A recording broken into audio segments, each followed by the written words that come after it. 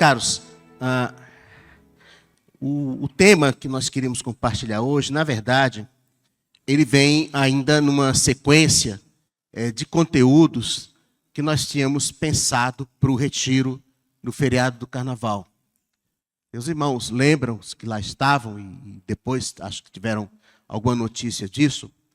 Um dos temas, ou o tema mais geral do retiro, foi sobre serviço dos santos.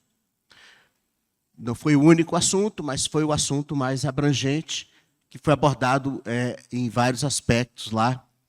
E ficaria, então, ainda para assim, dar um fecho, vamos dizer assim, no assunto, nós conversarmos um pouco sobre essa ordem de Jesus, sobre o ide fazer discípulos de todas as nações, batizando-os em nome do Pai, do Filho e do Espírito Santo, ensinando-os a guardar todas as coisas que vos tenho ordenado.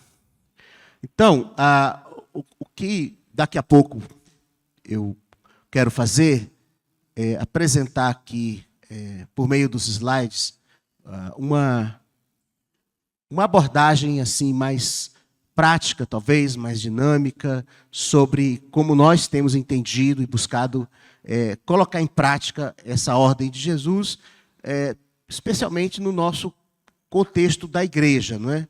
Tem um aspecto pessoal nisso, que envolve a cada um de nós, mas tem também um aspecto da nossa vida como congregação. Mas antes da gente assim prosseguir aqui e mostrar para vocês essa sequência nesse fluxo, que na verdade vem sendo trabalhado há algum tempo, originalmente nem foi desenhado por mim, por colaboração do nosso irmão Guilherme, lá, o marido da Zenilda, lá atrás ele fez a primeira versão disso, depois a gente foi mexendo, foi alterando, e o formato atual, com esse upgrade high-tech todo, graças ao nosso irmão Marcos Freire, que me deu uma assessoria aí necessária. Bom, mas queria inicialmente, então, justificar, vamos dizer assim, de certa forma, a gente falar sobre esse assunto novamente, sendo que é um dos temas mais presentes na nossa vida de igreja. Todos os irmãos que estão aqui há mais tempo, ou algum tempo, sabem disso. Mas isso precisa sempre ser trazido de novo, até porque esse assunto envolve assim, uma controvérsia antiga, que é sempre renovada ao longo do tempo, sobre essa questão de fazer discípulos. Até assim, em termos de um debate, assim, em termos de terminologia, de como é que os cristãos são identificados a cada fase, cada momento, e cada sociedade, e cada cultura, não é? E as palavras que são utilizadas, elas acabam traduzindo algum tipo de conotação, de aspecto, enfim. Então, se fala em discípulos, mas se fala mais genericamente em cristãos, os santos, filhos de Deus, crentes, e depois vem protestantes, né? Pentecostais, evangélicos, neopentecostais. Então, assim,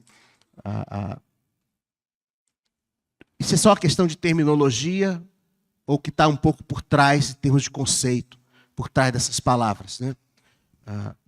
E é uma discussão que no nosso país, nos últimos anos, assim, se fizer uma pesquisa nos trends aí das redes sociais, e botar lá a palavra evangélico, ou conservador, ou neopentecostal, você vai ver uma curva fortemente ascendente nas últimas décadas. Não era assim, um assunto tão presente na nossa cultura aqui brasileira, na nossa sociedade, mas isso vem crescendo e toda a confusão que esses termos acabam causando. Até quando a gente é perguntado sobre a fé da gente, a gente fica meio assim, em dúvida, que palavra que eu vou usar, né? Assim, dependendo do contexto da conversa. A pessoa diz assim, você é evangélico? Você é neopentecostal. Pessoa que não tem a menor ideia do que é ser pentecostal, muito menos neopentecostal, mas joga a palavra. Os neopentecostais, né? E vai, né? E aí a rotulagem fica complicada. Mas dessa discussão, um pouco, vem outras, né? Por exemplo, dependendo da compreensão que a gente possa ter do que é que realmente significa ser um seguidor de Jesus, ser um cristão, vão decorrer outras. Por exemplo, o que é a igreja, então? Como a gente vai entender a igreja e a vida da igreja? Tem um olhar de fora, mas também tem uma preocupação nossa de termos uma compreensão clara de quem somos, qual é a nossa natureza, o nosso chamado.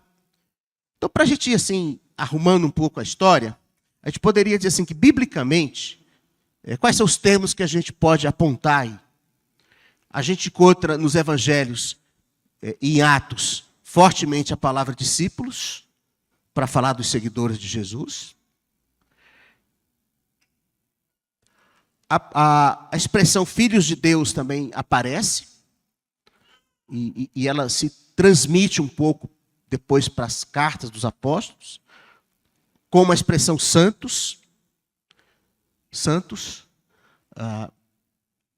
também acaba sendo utilizada, principalmente nas epístolas, né, para falar dos seguidores de Jesus. O termo cristãos é bem menos frequente.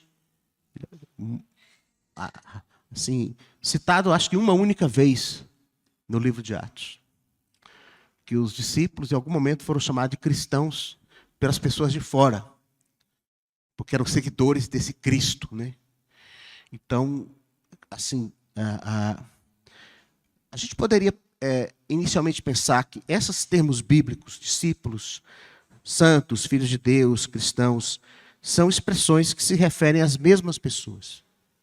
Não são grupos diferentes. Uma coisa são os discípulos, outra coisa são os santos. E outro grupo são os filhos de Deus. Biblicamente, essas expressões se referem às mesmas pessoas, que tiveram a mesma experiência de encontro com o Senhor, a mesma experiência de conversão ao Evangelho de Jesus. E há algum aspecto diferente quando você diz discípulos, você está enfatizando o aspecto de ser um seguidor e um aprendiz, alguém que está sendo formado, está caminhando e crescendo, e tem um mestre a quem ele segue. Quando você diz santos, você está falando mais de uma característica de caráter, né, da santidade de Deus, e nós, como filhos de Deus, que aí é outra expressão, precisamos ser santos, como o nosso Pai Celeste é santo. Então, mas está basicamente falando das mesmas pessoas. E isso, assim, biblicamente. A partir daí, em momentos diferentes, essas palavras foram usadas de formas assim, não bíblicas, vamos dizer, para criar distinções, até culturalmente no nosso país, que era de cultura católica, agora ninguém mais sabe o que tinha a expressão assim, todo mundo é filho de Deus. Por quê? Porque na doutrina católica, você batiza a criatura assim que nasce, e já é filho de Deus, então todo mundo é filho de Deus. Mas isso não é a maneira que a Bíblia usa essa expressão. Quem são os filhos de Deus? Aqueles que não são nascidos da carne, nem da vontade do homem. Enfim, então a gente precisa assim, apurar um pouco essa compreensão do que esses termos querem dizer e principalmente que tipo de natureza e de vida nós que nos identificamos como seguidores de Jesus, como discípulos, como cristãos, como santos, como filhos de Deus, precisamos expressar e viver. A sociedade faz o que quer, né? A gente não manda na sociedade. Então, as rotulagens que vêm de fora, nós não temos nenhum compromisso com elas. Ah, você é neopentecostal. Bom, assim, não sei, você está dizendo. Não é? Você é protestante. Evangélico, que nem é um termo bíblico. E é o mais comum, talvez, ainda. Como neopentecostal também não é um termo bíblico. A rotulagem que vem de fora, nós não temos compromisso com ela e só temos que ter cuidado para não sermos assim influenciados e conformados por ela. Assim, não, eu sou neopentecostal. E aí eu estou me associando a uma série de doutrinas e práticas e comportamentos que não são rigorosamente bíblicos ou necessariamente bíblicos, podem até não ser errados, mas não define um seguidor de Jesus. Então, a gente precisa ter cuidado com isso, né?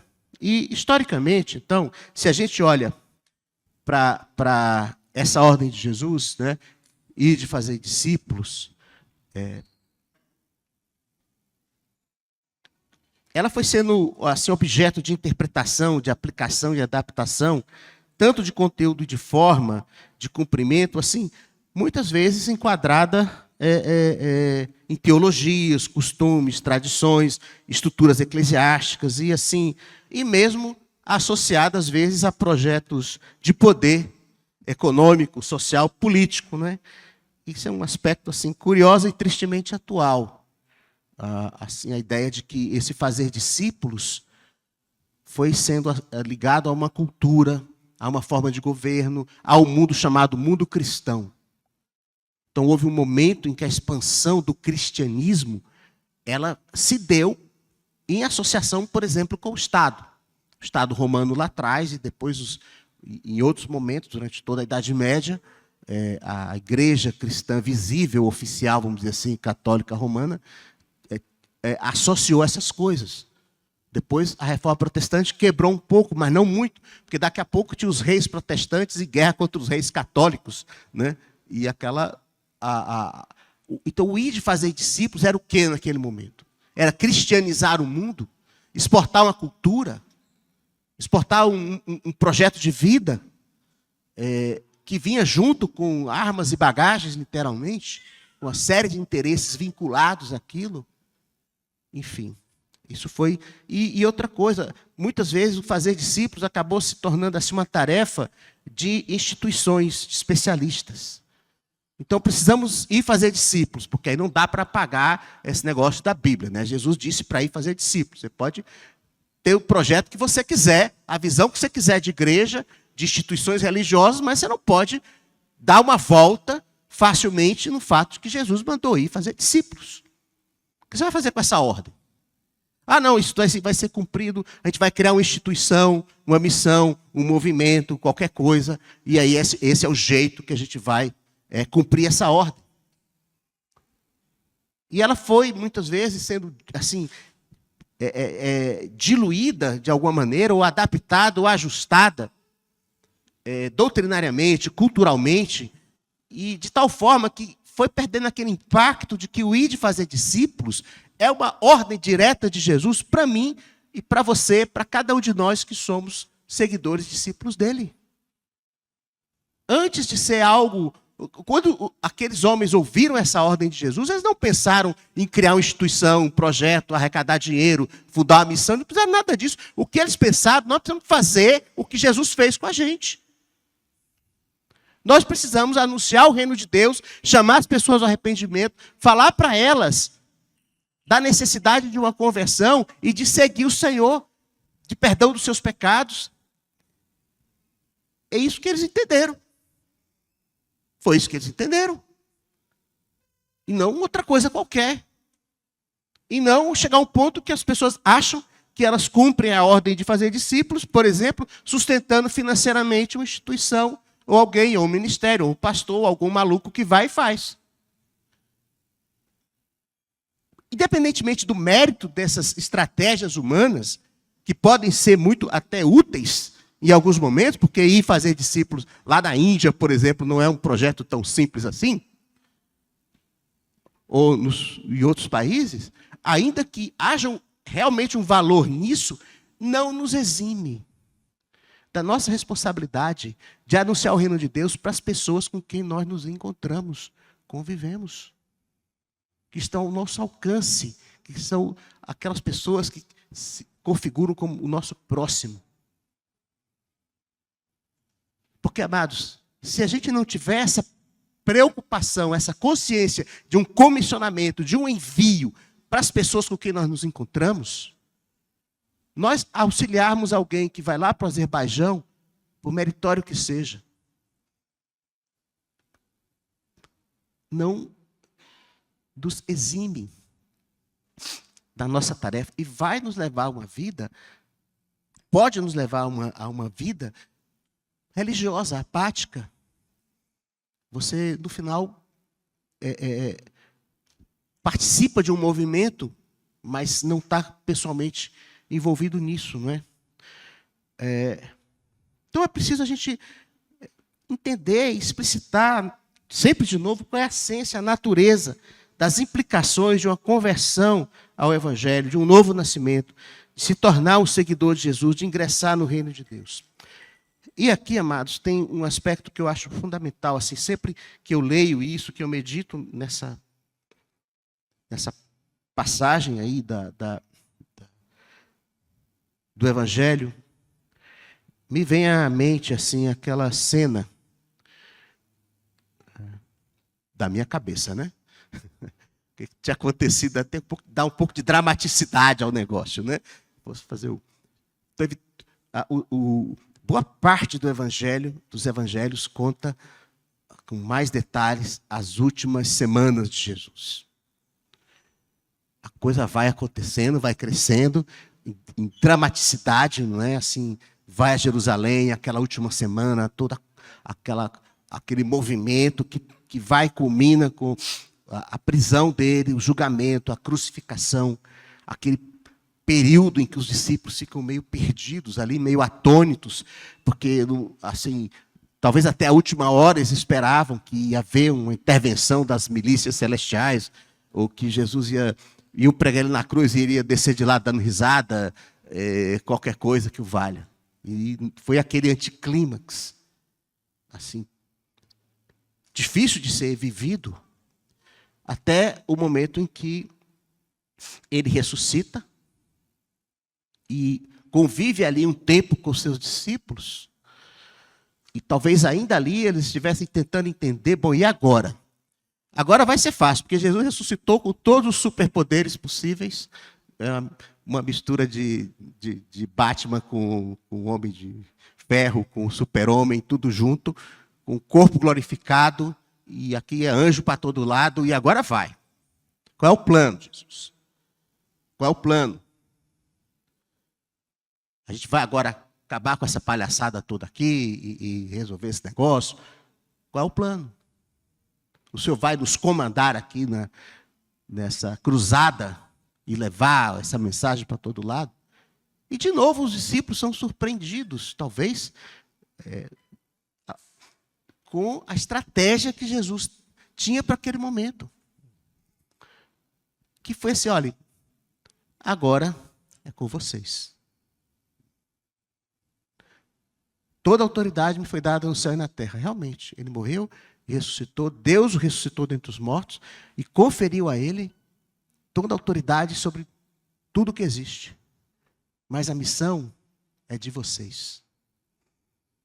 Eu vou ao Pai. E a missão é de vocês. Então Jesus confiou todo aquele projeto, todo aquele propósito da salvação, de certa forma, toda a obra que ele tinha feito na cruz, ao encargo de homens. Que não tinham recursos, não tinham tão grande compreensão assim das coisas, não tinham um plano sobre o que fazer com aquilo. E, amados, ali havia um grande risco, olhando do ponto de vista humano, daquele negócio não dar certo. Porque várias coisas assim poderiam acontecer muito facilmente. A primeira delas poderia ser que aquele grupo ali de discípulos, aquela igreja que estava começando, fosse simplesmente esmagada pelos romanos, ainda no primeiro século. Quando acontece o último levante dos judeus contra Roma, os romanos vêm e acabam com tudo. Destrói o templo, destrói tudo, e poderia ter acabado ali. A igreja ser simplesmente esmagada, aliás, como imperadores romanos tentaram fazer isso, né? Esmagar a igreja dentro daquele bolo de uma estratégia política de Roma. A igreja poderia, muito facilmente, a partir daquele momento de expansão, de pregação, ainda antes dos romanos virem e detonarem o negócio todo, a igreja poderia ser meio, principalmente a igreja, o evangelho pregado entre os gentios, entre os não-judeus, poderia se tornar ali um caso, ou um capítulo, ou um aspecto da filosofia grega, ser absorvido pela cultura grega, pela filosofia grega, pelas doutrinas, que até algumas estão de volta aí, né, com força, o estoicismo, não sei o quê, e simplesmente o evangelho entre os gentios ter se perdido, engolido pela cultura grega dominante até mesmo em relação aos romanos. E ter desaparecido ali. Ou o outro risco era se tornar uma seita judaica, que é como, no início, o cristianismo foi visto por muitos como uma seita judaica. Entre os judeus, de vez em quando se levantava um doido qualquer pregando e criava uma seita, criava um grupo, ia para cá, fazia uma confusão, até o parecer de Gamaliel foi assim, gente, peraí, quantos apareceram aqui? Aí vai, faz uma confusão, depois volta, isso passa. Agora, se não passar, é porque é de Deus. Né? O cristianismo poderia ter simplesmente virado uma seita judaica. E se perdido no tempo, engolido pela história. Sabe assim, os nazireus, o pessoal de Qumran, ficou para lá. Então, assim, para dizer que essa expressão dessa ordem de Jesus, assim, isso envolveu assim, tudo aquilo que tinha acontecido até ali, tudo que seria dali para diante, ia depender, em boa medida, de como aqueles homens e mulheres iam compreender essa ordem e como eles iriam colocá-la em prática. O fundamento do fazer discípulos está nas palavras que Jesus diz ali no início desse texto, que não está aparecendo ali. Ele diz, toda autoridade me foi dada no céu e na terra.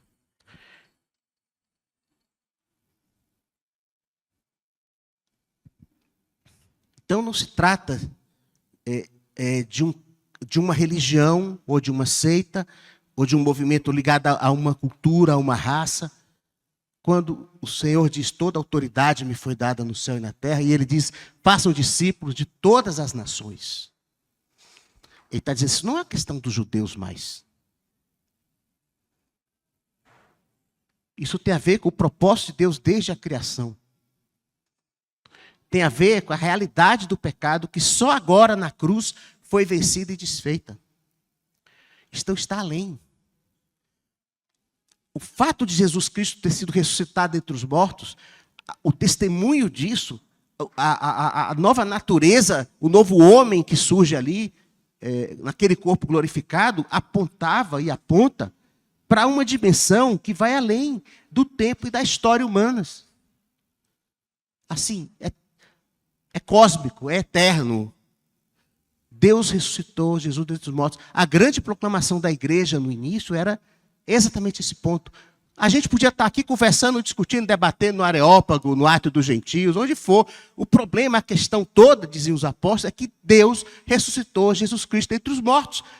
E isso daí é um fato. E a morte foi vencida. Então não tem filosofia, discussão e doutrina a opor a isso. Deus o ressuscitou dentre os mortos. E por isso toda a autoridade foi dada a Ele. Pouco tempo depois dessas palavras, Ele seria elevado aos céus, colocado à direita de Deus Pai. Esse é o fundamento do ir fazer discípulos. E a quebra de todas essas condicionantes humanas que a gente possa pensar.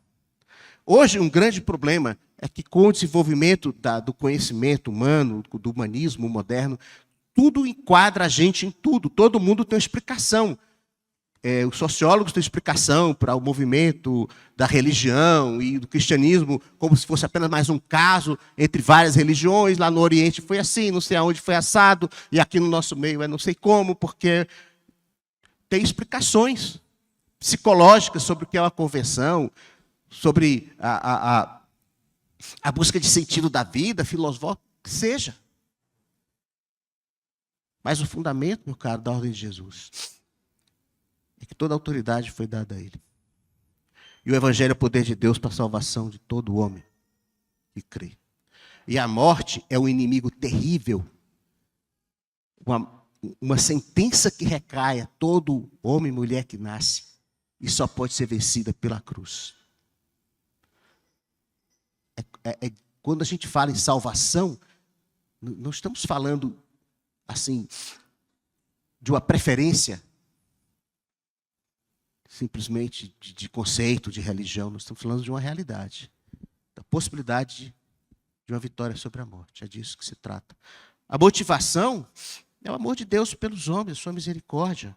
Não é trocar uma tirania por outra, né? É sair do império das trevas para o reino do Filho do seu amor.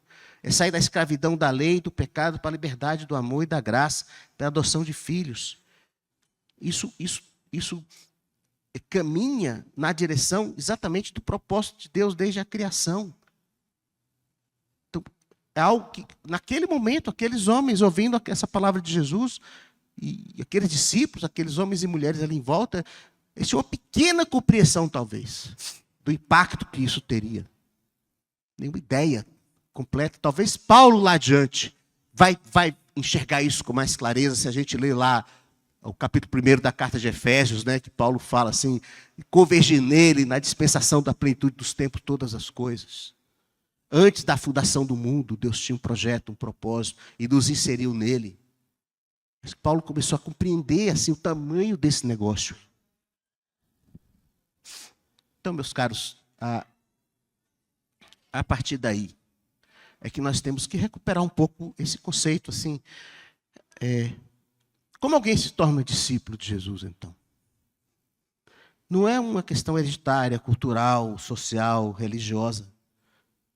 Depende de uma resposta a um chamado ao arrependimento e a fé e a obediência ao Deus verdadeiro que criou todas as coisas. Não é o Deus dos judeus.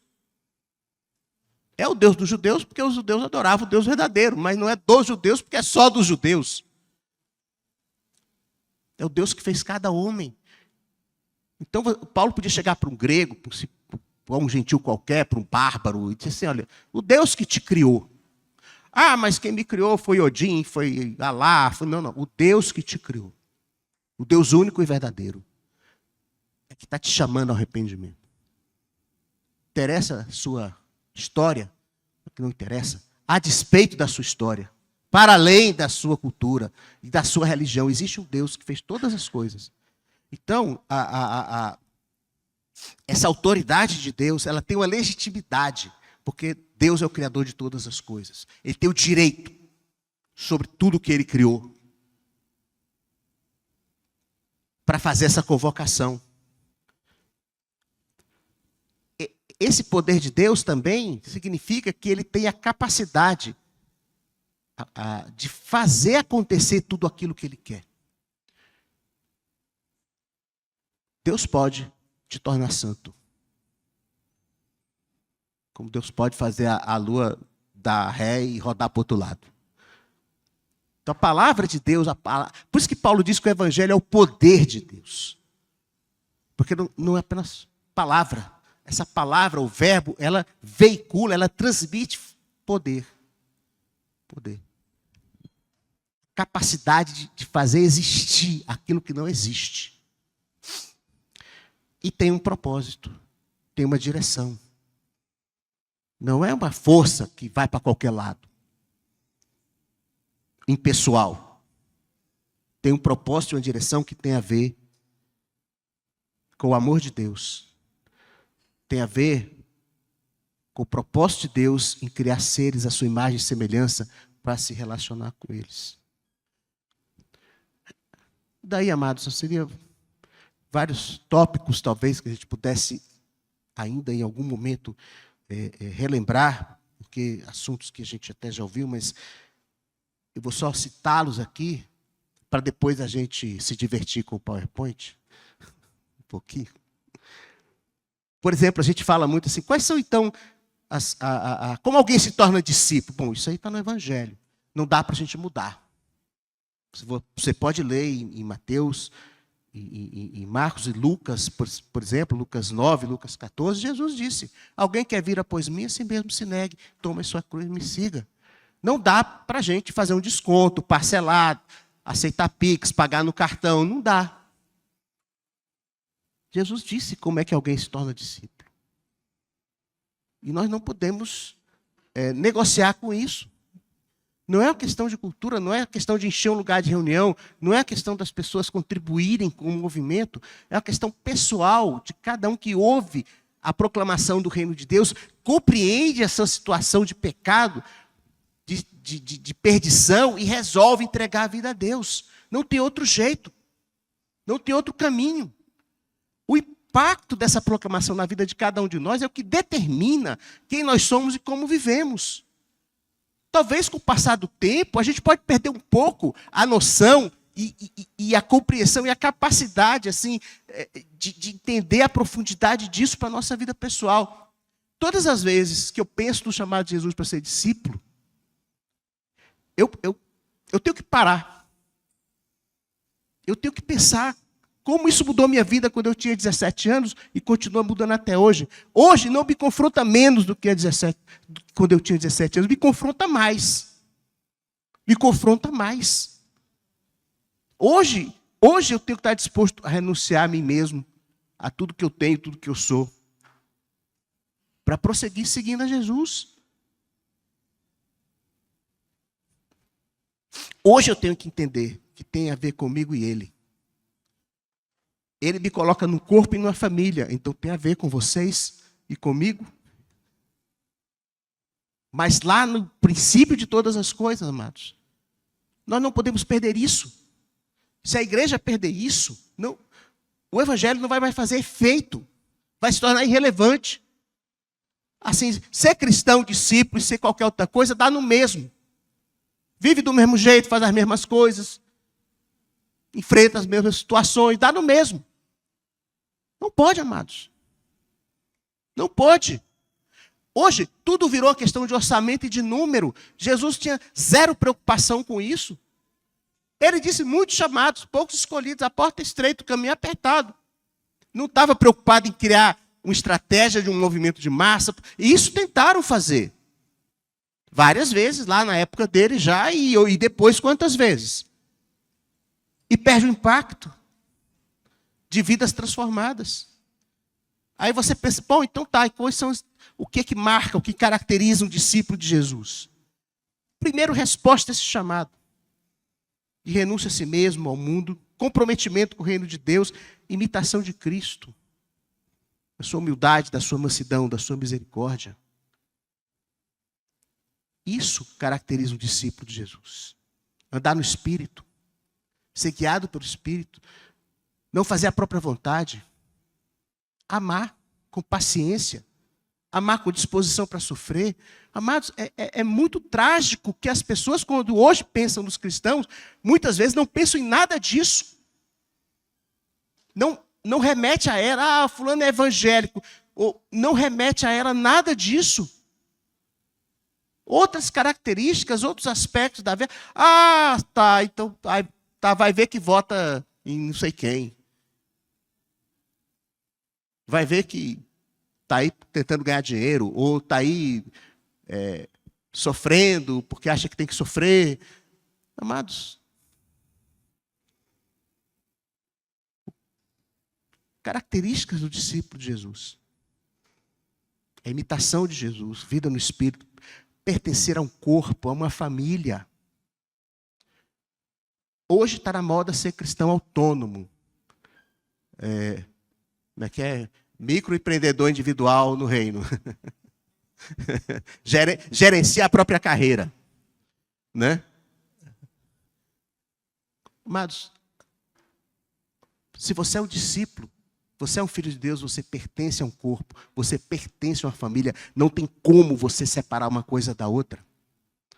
Ainda que em algum momento, alguns irmãos e irmãs tenham que viver situações de isolamento e de distância, mas serão circunstâncias, não é o desejado. Não é o projeto. Esse pertencimento à igreja, a um corpo e a uma família, é algo fortemente combatido hoje em dia pela modernidade. As pessoas pulam de um lugar para o outro, de um grupo para o outro, e agora né, é até assim, de um perfil para o outro, de um YouTube para o outro, e não pertencem a nada. A nada. O que é ser discípulo? O que é que marca um discípulo de Jesus? É alguém que vive no Espírito, que ora, que busca a direção de Deus, que não faz as coisas simplesmente como todo mundo faz. Então, amados, quando a gente fala em discipulado, nós estamos falando no cumprimento dessa ordem de Jesus, formar discípulos. Nós estamos falando de uma vida de igreja que coopere para que cada um atinja a plenitude de Cristo por meio dos vínculos, dos relacionamentos e da graça que é dispensada pelo Senhor, distribuída pelo Senhor no corpo. Porque o texto lá famoso de Efésios, que nós repetimos, fazemos catequese com ele, até que todos cheguemos à unidade da fé e do pleno conhecimento do Filho de Deus. Tem até uma tradução que ela meio faz quase que um pleonasmo, vai dizer até que todos cheguemos juntos. Sacrifica-se um pouco o estilo, reforça-se a ideia. Cheguemos juntos. Quando nós falamos em discipulado, nós estamos falando em toda essa caminhada em que alguém ouve o Evangelho, alguém se arrepende, é batizado em nome de Jesus e vai ser ensinado a guardar todas as coisas que o Senhor ordenou. Você se matricula nessa escola e você só vai se graduar quando o Senhor voltar ou Ele te convocar. Estaremos sempre aprendendo. Eu gosto de usar a expressão discípulos, um aspecto que dá aquela ideia de que nós continuamos aprendendo e precisamos aprender. E de que nós precisamos que alguém nos ajude a prosseguir. Alguém nos encaminhe, alguém nos exorte, alguém nos console, alguém nos corrija. Somos discípulos de Jesus. E Jesus nos discipula por meio da igreja. O Espírito Santo, que é o discipulador maior, ele age em todos e por meio de todos. Cada um de nós aqui, é templo do Espírito Santo, temos o Espírito Santo fala conosco, nos guia, nos direciona, mas a pedagogia de Deus é o Espírito Santo, que está em mim, que vive em mim, não vai me ensinar tudo o que eu preciso, senão por meio do corpo. Porque eu não tenho todos os dons, eu não tenho toda a graça, eu não tenho toda a sabedoria. Eu não posso ser a plenitude de Cristo, eu, sozinho. Então, na vida da igreja, amados, nós entendemos que o discipulado, esse vínculo, essa percepção de que os nossos relacionamentos na igreja como irmãos, como santos, um dos aspectos disso é esse crescimento. Há outros, claro que há outros. Somos adoradores, servimos uns aos outros de outras maneiras. Há outros aspectos. Mas o fazer discípulos tem que estar no centro da minha vida pessoal, tem que estar no centro da vida da igreja. Há várias maneiras, há várias estratégias, há várias fases na vida por que a gente passa. E que isso assume aspectos diferentes. Então, assim, quando era jovem solteiro, a gente ia para a rua, qualquer hora, né? Assim, era, às vezes, abordado, orando lá na beira do lago, euzinho, outros. A polícia chega, o que vocês estão fazendo aqui? 4, 5 rapazes, só não pode ser nada que preste, né? Mas a gente tinha estratégias para alcançar os nossos colegas, para falar de Jesus para nossas famílias. Depois a vida muda de fase, muda de estratégia. Não temos a mesma disponibilidade, a mesma flexibilidade de tempo, mas nós continuamos nos encontrando com pessoas, não? Que precisam ouvir do Senhor. Continuamos. E se as nossas tarefas outras nos distraem e ocupam ao ponto que nós nos ao ponto de nós nos esquecermos de que aquelas pessoas ali que não conhecem o Senhor são objeto do amor do Senhor. Jesus morreu por cada uma delas, exatamente como morreu por mim. Se eu perco a noção e a consciência de que eu sou devedor delas, porque eu sou discípulo. Ela não me deve nada, eu devo a elas. Porque devo ao Senhor. Então, o discipulado precisa estar entranhado na nossa vida. Claro que traduzimos isso de outras formas. Às vezes usamos até outras palavras, falamos na edificação, na santificação. Mas, no final das contas, a igreja surge a partir do cumprimento dessa ordem. A igreja existe porque aqueles homens e mulheres entenderam, em alguma medida, mas principalmente se dispuseram a cumprir essa ordem. Daí vem as gerações seguintes, daí vem o apostolado de Pedro, de Paulo, dos outros, daí alcança-se os gentios, daí se vai aos confins da terra.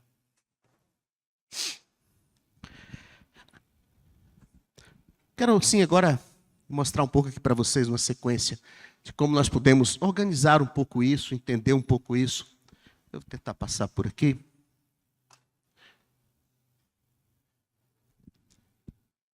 Essa ordem de Jesus, ir de fazer discípulos às nações, batizando-os, ensinando-os a guardar todas as coisas, ela aponta para o propósito eterno de Deus.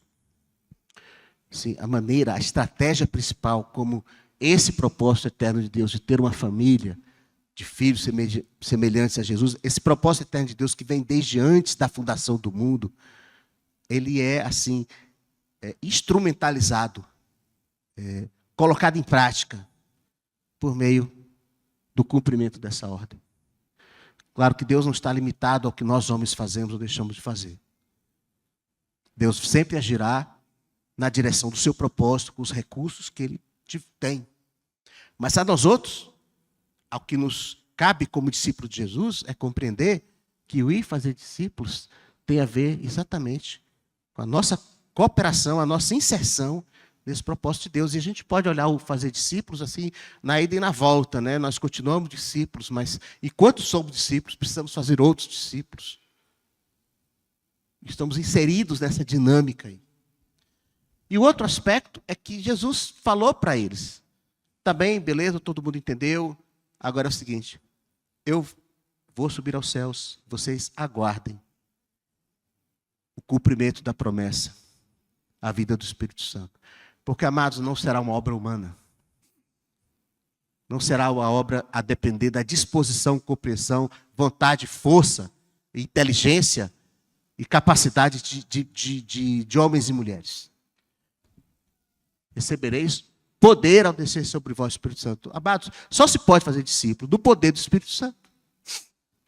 Não é a tua esperteza, a tua sabedoria, a tua estratégia, que no final vai produzir o resultado. É a sua disposição, a sua obediência, a estratégia que você for usar, movida, inspirada, direcionada pelo poder do Espírito Santo.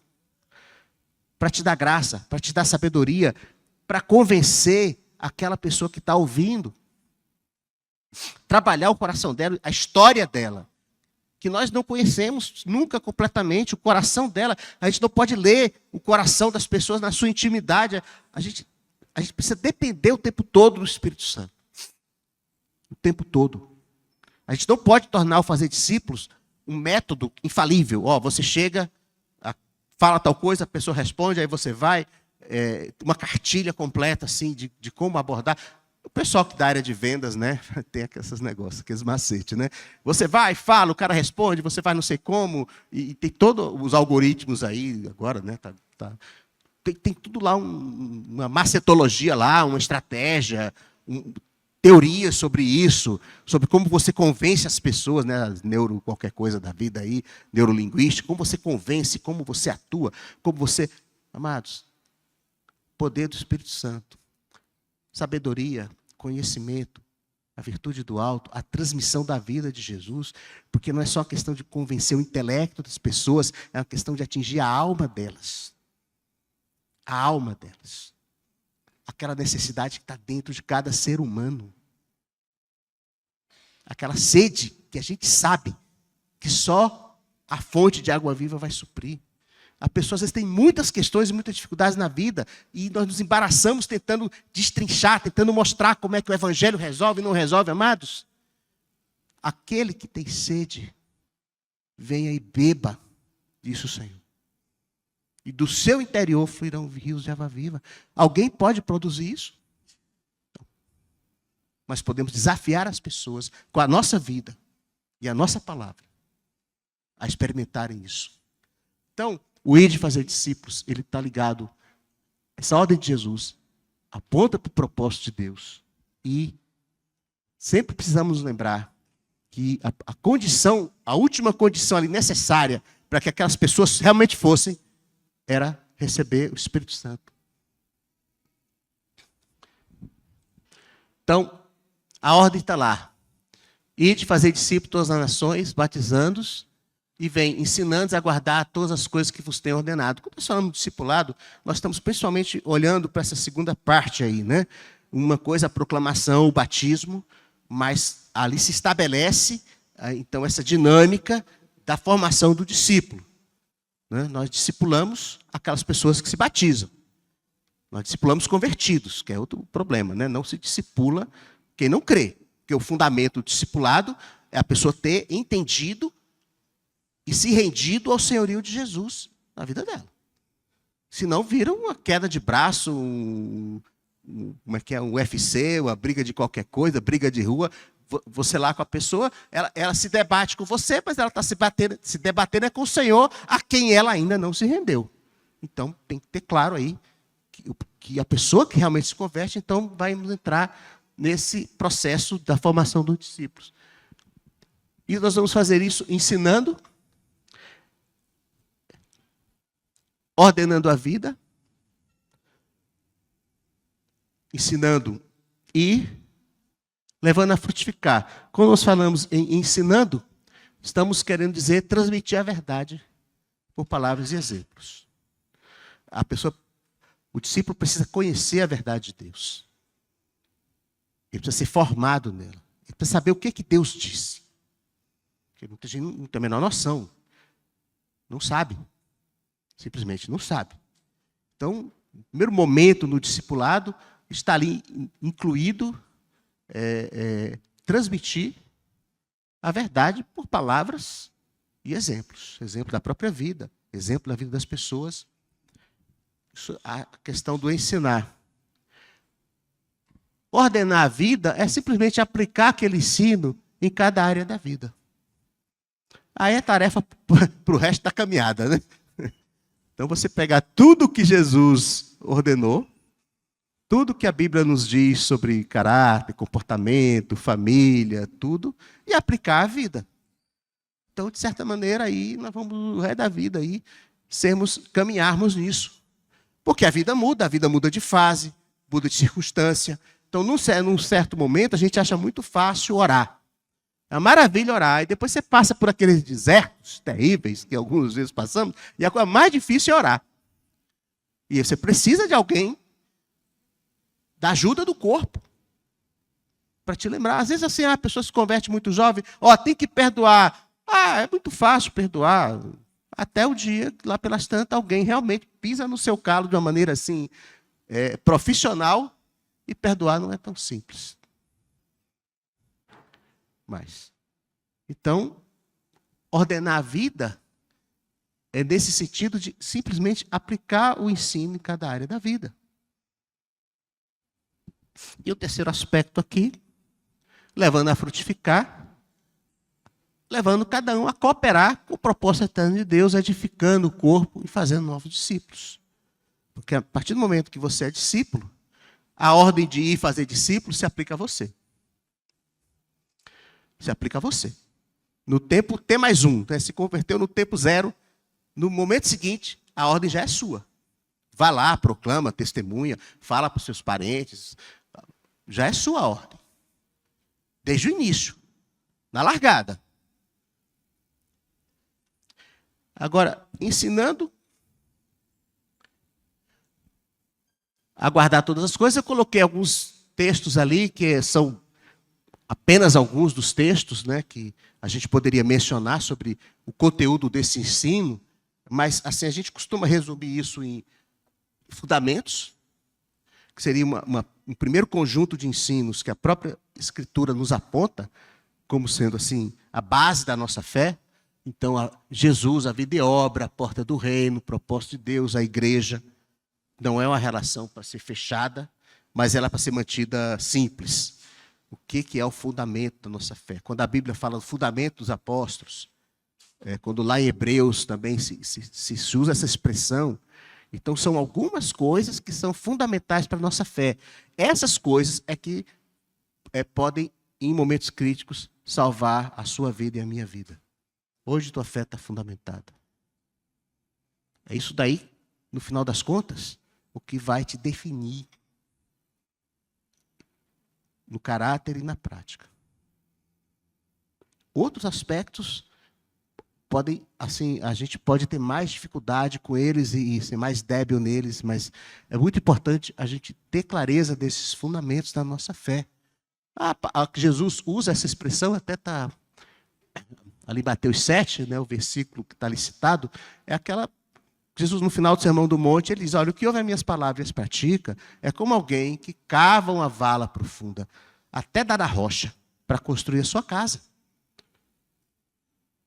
O que é o fundamento é a prática da palavra, não é simplesmente a palavra. Ele diz, aquele que ouve as minhas palavras e as pratica. Cria um fundamento sólido na sua vida. Então o vento pode dar, o furacão pode vir, o terremoto pode ir, mas não vai cair. Não vai cair. Isso que a gente está falando sobre fundamentos. E depois a gente usa essa expressão que Paulo usa lá no livro de Atos, quando fala com os presbíteros da igreja de Éfeso, ele diz, olha, eu ensinei a vocês, eu transmiti todo o conselho de Deus. Então a gente usa essa expressão para colocar ali aqueles temas que estão na palavra, que tem a ver com a vida em geral, com a comunhão com Deus, orar, meditar, ler a palavra, família, relacionamentos, aspectos da nova vida. Né? A gente tem assim um material aí, que depois a gente vai apontar ali um pouco, até um que é legal, que a gente usava assim, a velha e a nova maneira de viver. Né? Então é que Paulo disse assim, você, quando estava no mundo, era gentil, maluco, doido, você fazia essas coisas, agora não faça mais. Se despoje disso. Mentira, prostituição, lascívia, inveja, gritaria, brigaiada, isso para lá, vida velha. O que é a vida nova? Então, quando a gente fala em todo o conselho de Deus, a gente tem uma lista de assuntos, até mais extensa, até um pouco ali, em algum material, que tenta simplesmente abordar vários aspectos do ensino que precisam ser práticos na nossa vida. Né? Por exemplo, um que não está ali, muito importante, é andar na luz, confessar pecados. Que está na dinâmica ali dos relacionamentos. Né? Como devem ser esses relacionamentos na igreja, discipulado, companheirismo. Então, todo o conselho de Deus tem a ver com esses outros aspectos aí da vida. Ordenando a vida, então, quando a gente fala em ordenar a vida, ali parte do ensino, né? Ensina os fundamentos, ensinar todo o conselho de Deus. Então, ordenar a vida é aplicar todo esse conteúdo na vida de cada um, em cada aspecto da vida. A gente pode falar, então, do caráter e conduta. Né? Quando a gente fala, essa expressão aí que a gente usa, eu não gosto 100% dela não, mas vai lá. Em ordenar a vida, a gente está dizendo assim, você precisa... Todo esse ensino, toda essa verdade de Deus precisa produzir uma transformação em você, no seu caráter. Precisa produzir santidade, fruto do Espírito. E precisa afetar a sua conduta, a maneira que você vive. Não dá para separar caráter e conduta. São coisas que estão sempre juntas. Juntas. O que nós fazemos, o que nós falamos, é o reflexo do que nós somos. E nós não podemos dissociar essas coisas, porque senão vamos adoecer, de alguma maneira. Mas, por outro lado, a ideia é que, à medida que a gente cresce, que a gente é ensinado, que a gente é aperfeiçoado, todo aquele ideal de caráter, de santidade, assim, o Espírito Santo vai produzindo isso na vida da gente. Vai produzindo esse fruto na vida da gente, isso vai aparecendo na nossa conduta, nas nossas palavras, nas nossas práticas. E, às vezes, coisas que a gente nem percebe muito, e um dia a gente vê que a gente mudou. Mudou. Coisas que agradavam, não agradam mais, a maneira de falar mudou. E, às vezes, as pessoas de fora notam isso, e para a gente, assim, é tão... assim, foi sendo um processo que Deus foi trabalhando aquilo na gente. Sendo pessoas mais mansas, mais humildes, talvez. Pessoas mais dispostas a ajudar, a servir. Nós vamos a vida inteira ser aperfeiçoados nisso. Então, o caráter e conduta precisa sempre ser uma integralidade. Integralidade. Então, aquelas verdades do ensino, dos fundamentos, do conselho de Deus, vão sendo aplicadas em cada área da nossa vida. Tanto na questão do nosso caráter, como na questão da nossa conduta. E uma coisa vai cooperando com a outra. E o discipulado, o relacionamento dentro da igreja, nesses vínculos, tem exatamente esse propósito de nos ajudar nisso. Que os irmãos que estão ali conosco, cuidando da nossa vida, com o encargo de cooperar conosco no crescimento, eles possam nos ajudar nisso. A percebermos onde estamos débeis. Não compreendemos bem alguma verdade, então vamos revisá-la, vamos meditar nisso. Ou não conseguimos praticar isso por alguma razão, vamos nos dedicar a isso, vamos orar, vamos jejuar, vamos buscar estratégia, vamos buscar conselho. Precisa de ajuda de mais alguém, às vezes ali a figura que nós chamamos de discipulador, ele também não tem toda a graça e todos os dons, mas por meio dele eu recebo da igreja. E a igreja tem. E nessa rede de relacionamentos, nós recebemos. E, levando a frutificar, novamente alguns textos que falam aí 2 aspectos dessa frutificação, que é edificar os irmãos e fazer novos discípulos. Aqui, então, nós estamos falando no ministério dos santos, no uso dos dons, nos serviços, nas obras, aquilo que nós cooperamos aqui uns com os outros e aquilo que precisamos levar para fora para cumprir a ordem de Jesus. E aí, finalmente, aqui mostrando o quadro um pouco mais completo e elencando alguns temas gerais de estudo e prática. Então, a relação aqui, então, o ensino, fundamentos do Conselho de Deus, ensinando, né, todas as coisas, caráter, conduta. E aqui na coluna da direita, alguns dos tópicos, dos assuntos que nós entendemos como sendo assim aqueles, não vou dizer principais, mas talvez os primeiros que a gente precisa crescer neles e aprender sobre eles. Cada fase da vida pode ser que algum tenha mais assim relevância, né? Mas são todos ali então que estavam apontados antes, né? Como disse, é uma lista que apenas não é uma relação completa. Não é um currículo do curso que você tem que fazer todas as matérias para se formar. Não é assim. Mas são assuntos que, pela nossa experiência de vários irmãos na vida da igreja, eles aparecem como importantes, necessários para prosseguirmos. Tranquilos? Alguma pergunta sobre isso? A ideia da gente é que nós possamos recuperar essa ideia, essa dinâmica da nossa vida de igreja. E temos, assim, um caminho também prático nisso. Então, se a gente trabalhar esse fluxo, a gente vai entender a hora que você está cuidando de alguém, está discipulando alguém, te dá um roteiro de você perceber, a pessoa compreende os fundamentos da fé, a pessoa já tem compreensão sobre vários desses temas do Conselho de Deus, ela consegue viver isso, praticar isso. Quais são as dificuldades dela? O discipulado muda de fase. A gente muda de fase. Quando a gente é jovem, as questões são diferentes, às vezes, da maturidade ou do envelhecimento. Então, esses temas, eles giram na vida da gente e eles vão mudando à medida que nós também vamos mudando de fase, de circunstância. Acontecem coisas na vida. Talvez assim, alguns passam por provações, por situações familiares ou pessoais mais difíceis, mais complicadas, ou são desafiados com projetos, com possibilidades assim de caminhos profissionais, enfim.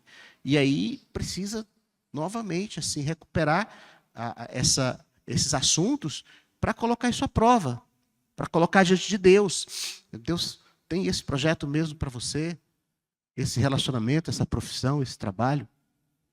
Então são assuntos que vão, à medida que a gente vive, que a gente cresce, eles aparecem de novo e nos desafiam de novo.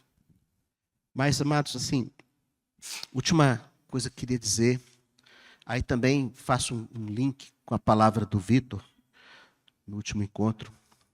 Quando Jesus fala lá no Sermão do Monte sobre ansiedade, uma das coisas que ele diz, assim, eu divido assim, Jesus diz assim: ninguém pode servir a dois senhores, ou Deus ou as riquezas. Por isso vos digo, não andeis ansiosos.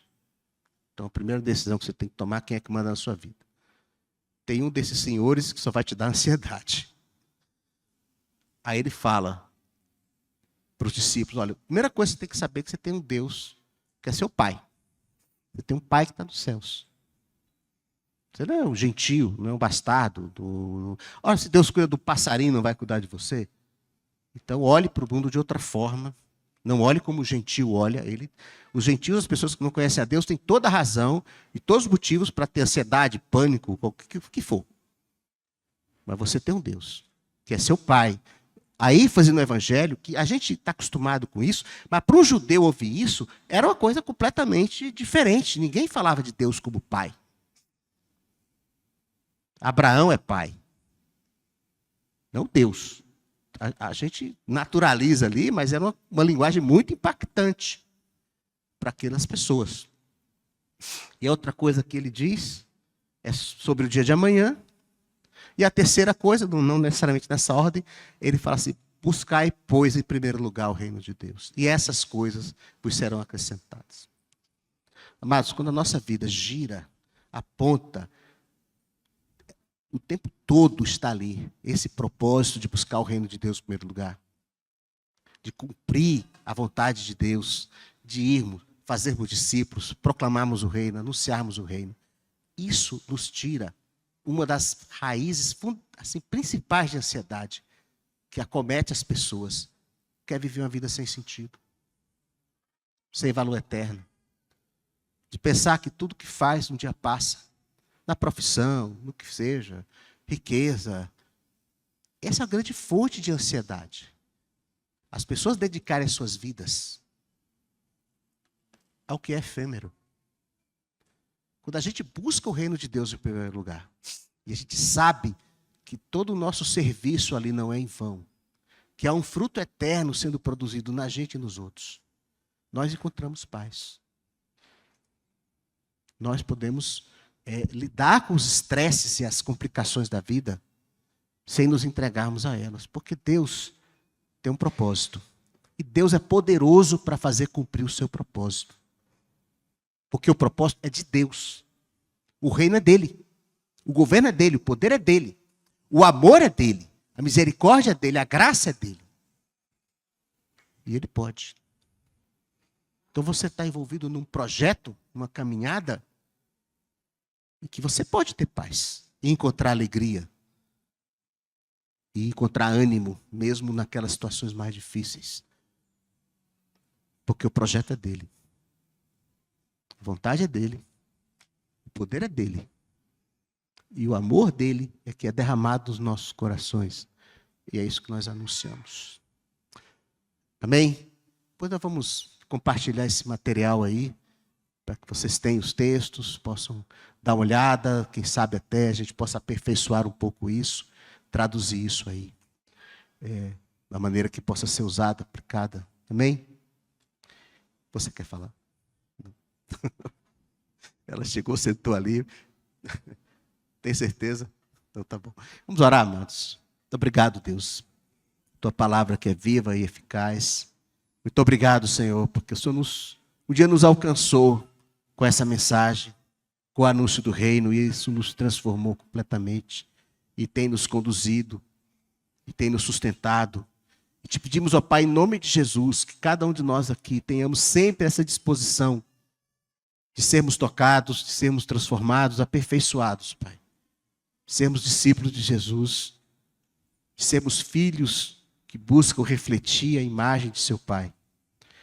Quero pedir a Deus que o Senhor, em nome de Jesus, ó Pai, que o Senhor derrame sobre a igreja, sobre cada um de nós aqui, a graça e a unção do alto, o poder do Espírito Santo, Senhor, para nos lembrar essas coisas, para nos dar sabedoria, oportunidade, Senhor, discernimento sobre como podemos, ó Pai, em cada situação, nas nossas casas, famílias, trabalho, pessoas com quem encontramos, dentro da igreja também, Deus, como podemos cooperar com o Teu propósito, como podemos também, Senhor, sermos alcançados por Ele, sermos aperfeiçoados por Ele, por meio dos irmãos, por meio do Teu Espírito Santo que age sobre todos, Pai.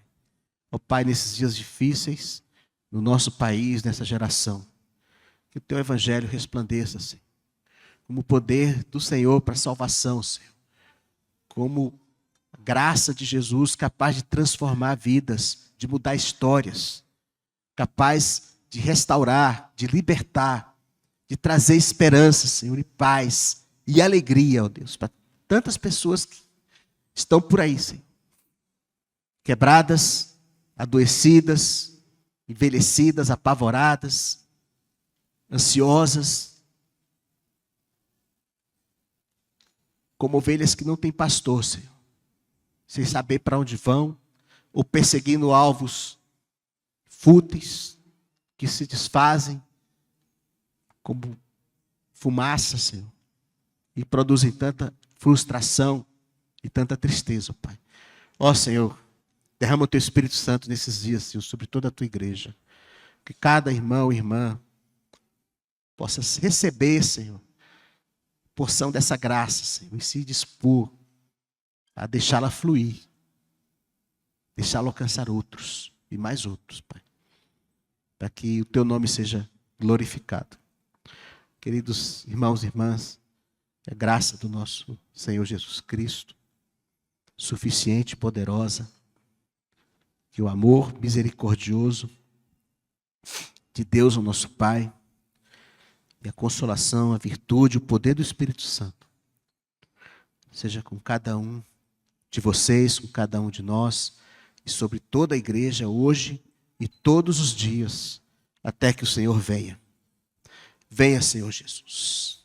Maranata, Senhor. Amém.